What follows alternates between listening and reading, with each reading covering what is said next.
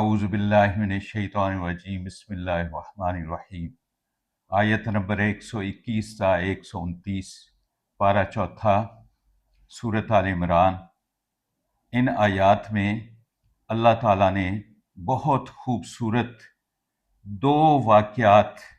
بیان فرمائے ہیں، جنگ بدر اور جنگ احد۔ اللہ کے پیارے نبی نے کبھی جنگ مسلط نہیں کی، نہ ہی امت کو حکم ہے، چونکہ آپ سراپا رحمت تھے انسانیت کے لیے، جن و بشر کے لیے، زمین و آسمان کے لیے۔ رسول پاک صلی اللہ علیہ وسلم پر سن 2 ہجری کو مشرکین مکہ نے بدر کے مقام پر جنگ کرنے کا فیصلہ کر لیا۔ وہ تیاری کے ساتھ آئے تھے، ساز و سامان کے ساتھ آئے تھے، اسلحہ سے لیس ہو کر آئے تھے۔ رسول پاک صلی اللہ علیہ وسلم آپ کے پیارے جانثار بے سر و سامان تھے، فاقہ کش تھے، لیکن وہاں اللہ تعالیٰ نے رسول پاک صلی اللہ علیہ وسلم کی مدد اپنے فرشتوں کے ذریعے فرمائی، اور وہ تاریخی فتح اسلام کو نصیب ہوئی کہ اس کے بعد کفر کی ہمیشہ کے لیے کمر ٹوٹ گئی۔ اس جنگ کا بدلہ لینے کے لیے کفار میں بڑا اشتعال پایا جاتا تھا۔ انہوں نے تیاری شروع کر دی، قبائل کو تیار کیا، اور وہ سامان جو ملک شام سے لے کر آئے تھے، جو بدر میں لڑائی کا سبب بنا۔ بدر بن قریش کا ایک کنواں تھا جو مکہ اور مدینہ کے تقریباً درمیان ہے، تو اس کا بدلہ لینے کے لیے بھرپور تیاری کی، اور سن 2 ہجری کے بعد سن 3 ہجری کو وہ تیار ہو کے میدان احد میں آ گئے، جو مدینہ سے 3-4 کلومیٹر کے فاصلے پر ہے۔ رسول پاک صلی اللہ علیہ وسلم کو پتہ چلا تو آپ نے اپنے صحابہ سے مشورہ لیا۔ آپ نے مشورہ یہ دیا کہ مدینہ کے اندر رہ کر لڑائی لڑے۔ اس میں ایک جنگی مصلحت اور حکمت یہ تھی کہ بیک سے دشمن حملہ نہیں کر سکے گا، فرنٹ پر ہم ان سے مقابلہ کرنے میں کامیاب ہو جائیں گے۔ لیکن وہ پرجوش صحابہ جن کو بدر میں جہاد کرنے کا موقع نہیں ملا تھا، ان کی خواہش تھی کہ ہم میدان میں جا کر لڑیں اور اپنی بہادری کے جوہر دکھائیں، تاکہ کافر، تاکہ دشمن یہ نہ کہے کہ رسول پاک صلی اللہ علیہ وسلم کے جانثار رسول پاک کے حکم پر جان دینے سے گھبراتے ہیں۔ ان کی خواہش یہ تھی کہ ہم میدان میں جا کے لڑیں۔ رئیس المنافقین عبداللہ بن ابی کی خواہش تھی، رسول پاک صلی اللہ علیہ وسلم کے مشورے پر پہلی دفعہ اس نے اظہار کیا کہ مدینہ میں رہ کر لڑائی لڑی جائے، لیکن رسول پاک صلی اللہ علیہ وسلم اچانک گھر تشریف لے گئے اور وہاں سے زرہ پہنی، تیاری کے ساتھ باہر تشریف لے آئے۔ وہ صحابہ جنہوں نے باہر جا کر لڑنے کا مشورہ دیا تھا شرمندہ ہوئے، آپ سے معذرت کی، عرض کیا حضور آپ ہماری وجہ سے اگر نالاں ہیں تو ہم معذرت خواہ ہیں، آپ اپنے فیصلے پر، ہم بھی آپ کے فیصلے پر وہ عمل کرنے کے لیے تیار ہیں۔ رسول پاک نے فرمایا کہ پیغمبر کی شایان شان یہ نہیں ہوتی کہ وہ ارادہ کر لے اور پھر ارادہ بدل دے۔ اب تو میدان احد میں ہی جا کے لڑنا ہے۔ رسول پاک صلی اللہ علیہ وسلم وہاں اپنا لشکر لے کر روانہ ہوئے تو منافق اس نے 300 آدمی لے کر یہ کہتے ہوئے علیحدگی اختیار کر لی عبداللہ بن ابی نے کہ میری بات مانی نہیں گئی ہے، وہ 1000 کی تعداد میں ہیں، تیاری کے ساتھ آئے ہیں، ہم تھوڑے ہیں ان کے مقابلے میں، چونکہ یہ لشکر 1000 کا تھا، تو لہٰذا بلا وجہ بے سود مرنے کا فائدہ نہیں ہے۔ یہ کہتا ہوا واپس ہو گیا اور اب پیچھے 700 کا لشکر رہ گیا۔ ان میں 2 قبیلے بنو حارثہ اور بنو سلمہ عبداللہ بن ابئی کی کارروائی سے متاثر ہو گئے، اور ابھی دل میں خیال ہی آیا تھا کہ ہم بھی واپس چلے جائیں، لڑائی ہم سے نہیں ہو سکے گی۔ اللہ تعالیٰ نے ان کی مدد فرمائی اور ان کا دل مضبوط ہو گیا۔ تو یہ واقعات اللہ تعالیٰ نے ان آیات میں بیان فرمائے۔ ان واقعات کی روح یہ ہے کہ شکست اللہ کے قبضہ اختیار میں، فتح اللہ کے قبضہ اختیار میں، نفع اللہ کی ذات دیتی ہے، نقصان اللہ کی ذات دیتی ہے، اسباب اللہ کے ہیں اور غیب اللہ کا ہے۔ وہ چاہے تو بغیر کسی سبب کے غیبی مدد سے فتح دے دے، یا کوئی اسباب بنا دے، جس طرح کہ فرشتوں سے مدد فرمائی، وہ فرشتوں کا بھی محتاج نہیں بلکہ فرشتے اس کے محتاج ہیں، اور چاہے تو اسباب سے مدد کر دے، جیسا کہ رسول پاک صلی اللہ علیہ وسلم کو صحابہ کرام دیے، وہ میدان عمل میں اتر آتے تھے۔ تو اللہ تعالیٰ یہاں عقیدے کی اصلاح فرما رہے ہیں، عقیدہ بہتر کرنے کا حکم دے رہے ہیں کہ اگر زمین و آسمان کا خلا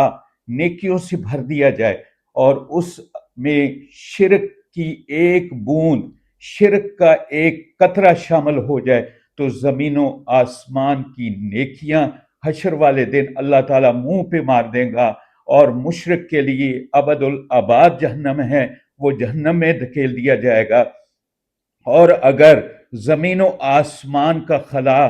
گناہوں سے بھرا ہوا ہے لیکن عقیدہ یہ ہے کہ مشکل کشا اللہ ہے، حاجت روا اللہ ہے، نفع نقصان کا مالک اللہ ہے، فتح شکست دینے والا اللہ ہے، نفع اور نقصان دینے والا اللہ ہے، اس عقیدے کے ساتھ زندگی گزارے، اور جب موت آئے تو یہ اس طرح موت آئے، لا الہ الا اللہ محمد رسول اللہ، اللہ کے سوا کوئی عبادت کے لائق نہیں، اور محمد رسول اللہ صلی اللہ علیہ وسلم اس کے آخری پیغمبر ہیں، اور ان کی تمام تعلیمات حق اور سچ ہیں۔ یہ اللہ تعالیٰ سبق دینا چاہتے ہیں ہمیں کہ دیکھیں ان جنگوں میں کتنی کتنی بڑی ہستیاں تھیں، حضرت علی کرم اللہ وجہ جیسے شیر خدا، حضرت ابو بکر جیسے، حضرت عمر جیسے، حضرت عثمان جیسے، اور بڑی بڑی ہستیاں، وہ پاکیزہ ہستیاں جو اللہ تعالیٰ کو بہت ہی برگزیدہ تھیں۔ ساری کائنات کٹھی ہو جائے، حضرت علی کی شان کا مقابلہ نہیں کر سکتی، اور حضرت علی جیسی کائنات بن جائے تو حضرت عثمان کی شان کو نہیں پہنچ سکتی، حضرت عثمان جیسے اکٹھے ہو جائیں تو حضرت عمر کی شان کو نہیں پہنچ سکتی، حضرت عمر جیسی ہستیاں اکٹھی ہو جائیں، زمین و آسمان کا خلا بھر جائے، حضرت ابو بکر کی شان کو نہیں پہنچ سکتے، حضرت ابو بکر جیسی ہستیاں اکٹھی ہو جائیں، محمد رسول اللہ صلی اللہ علیہ وسلم کی شان کو نہیں پہنچ سکتے۔ اور یہ ساری ہستیاں رسول پاک صلی اللہ علیہ وسلم کی شان کو نہیں پہنچ سکتی۔ رسول پاک صلی اللہ علیہ وسلم ان جنگوں میں تھے، یہ ہستیاں ان جنگوں میں تھی، لیکن اس کے باوجود بھی اللہ تعالیٰ نے یہ قرآن کے ذریعے، اپنے پاک کے ذریعے، اپنے قرآن پاک کے ذریعے، اپنے پاک نبی کے ذریعے ہمیں یہ بتایا ہے کہ نفع اللہ کے پاس ہے، نفع کا مالک صرف ایک اللہ ہے، نقصان کا مالک صرف ایک اللہ ہے، شکست دینے والا صرف ایک اللہ ہے، فتح دینے والا ایک اللہ ہے، مشکل کشا اللہ ہے، مددگار اللہ ہے، حاجت روا اللہ ہے، سب کچھ کا مالک اللہ ہے، اس کی شان ہے کن اور فیکون ہو جاتا ہے، وہ چاہے تو اسباب سے مدد کرے، چاہے تو بغیر اسباب کے مدد کرے، وہ اسباب کا محتاج نہیں، چاہے تو غیب سے مدد کرے۔ ان آیات میں اللہ تعالیٰ نے ہمیں یہ سبق دیا ہے کہ اللہ ہی مشکل کشا ہے۔ اب ہم آیات کی طرف آتے ہیں، ارشاد باری تعالیٰ ہے، اور یہ آیات ہمیں اب سمجھنی آسان ہو جائے گی۔ ارشاد باری تعالیٰ وَإِذْ غَدَوْتَ مِنْ أَهْلِكَ تُبَوِّئُ الْمُؤْمِنِينَ مَقَاعِدَ لِلْقِتَالِ وَاللَّهُ سَمِيعٌ عَلِيمٌ۔ رسول پاک صلی اللہ علیہ وسلم 1000 کا لشکر لے کر صبح صبح اپنے گھر مدینہ سے باہر نکلے میدان احد پہنچنے کے لیے، اور راستے میں عبداللہ بن ابئی منافق 300 آدمی لے کر علیحدہ ہو گیا، تو 700 کا لشکر رسول پاک صلی اللہ علیہ وسلم میدان احد میں لے کر پہنچ گئے، اور وہاں آپ نے صف بندی کی، ان صحابہ کو مورچوں پر کھڑا کیا، جو ایک مثال تھی، اور آج کی دنیا اس سے بہت زیادہ سیکھتی ہے جنگی معاملات میں۔ رسول پاک صلی اللہ علیہ وسلم نے جب ان کی ڈیوٹیاں لگا دیں اور فرمایا کہ یہاں سے نہیں ہلنا ہے، تو پھر اس کے بعد اللہ تعالیٰ فرما رہے ہیں واللہ سمیع علیم، اللہ سننے والا جاننے والا ہے۔ اذ ہمت طائفتان منکم ان تفشلا واللہ ولیہما وعلی اللہ فلیتوکل المؤمنون۔ دو قبیلے بنو حارثہ اور بنو سلمہ، یہ اس جنگ میں بزدلی دکھانے لگے، اور ان کے دل میں خیال آیا کہ ہم بھی واپس ہو چلیں، کیونکہ یہاں شکست ہونی ہے اور یہاں ہم مقابلہ نہیں کر سکتے۔ لیکن اللہ تعالیٰ نے رسول پاک کے جانصاروں پر کتنی مہربانی کی، یہاں تو اعتراضات کرتے ہوئے جانصاروں پر، صحابہ پر لوگ تھکتے نہیں ہیں، ادھر اللہ کو قرآن دیکھو اور اللہ کو دیکھو کہ اللہ فرما رہے ہیں واللہ ولیہما، اللہ تعالیٰ نے ان کے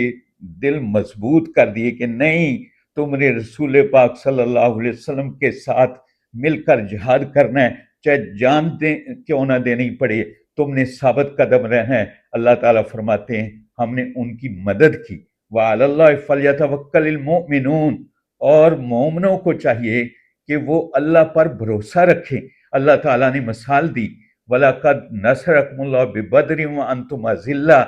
کہ بدر میں تم بہت کمزور تھے، بہت کمزور تھے، 313 تھے، ادھر 1000 تھے، ادھر بے سر و سامان تھے، ادھر سامان والے تھے، ادھر بھوکے پیاسے تھے، ادھر سب کچھ ساتھ لے کر آئے تھے۔ تو اللہ تعالیٰ نے جب بدر میں مدد کی تو ہر جگہ جہاں چاہے وہ فتح دے سکتا ہے، اللہ جہاں چاہے شکست دے سکتا ہے۔